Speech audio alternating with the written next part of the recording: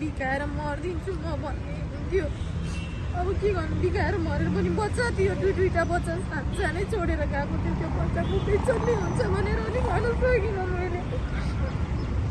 त्यसो तपाईँ उद्धार हुन्छु भन्ने चाहिँ लागेको थियो कि थिएन सुरुवाती दिनमा? अब म यही मर्छु, मलाई यही मार्छन् भन्ने त्यो अवस्था थियो? अब हुन्छ कि हुँदैन थाहा नै छैन। अब गर्ने उद्धार गर्ने हो कि नगर्ने हो भनेर अर्काको घरमा त्यसरी थुनेर बस्नु भएको छैन। मोबाइल छ फोन गर्नलाई। अनि तपाईँलाई घाउ चोट चाहिँ लाग्यो कि लागेन? यातना दिँदाखेरि कुटपिट भयो कि भएन? हातमा थियो, हराइसक्यो अहिले यस्तोमा छ। ए भनेपछि केले कुट्ने गर्थ्यो त्यहाँनिर? त्यो बाँसको जस्तो पन्यु जस्तो हुन्थ्यो त्यस्तोले पिड्थ्यो। बाँसको पन्युले?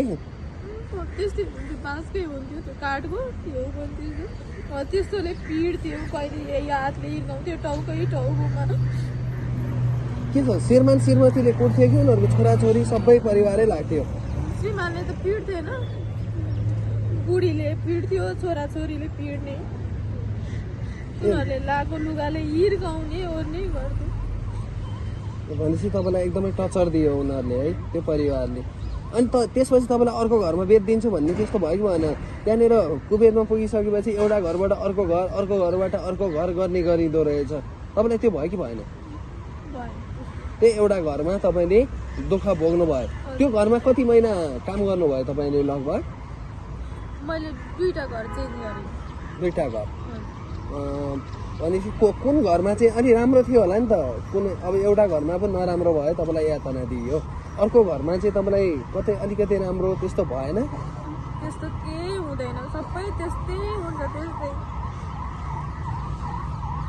भनेपछि तिनीहरूसँग मानवता धर्म भन्ने हुँदो रहेछ? छैन, तिनीहरूलाई त काम गरे बस पुग्छ, अरू केही चाहिँदैन तिनीहरूलाई।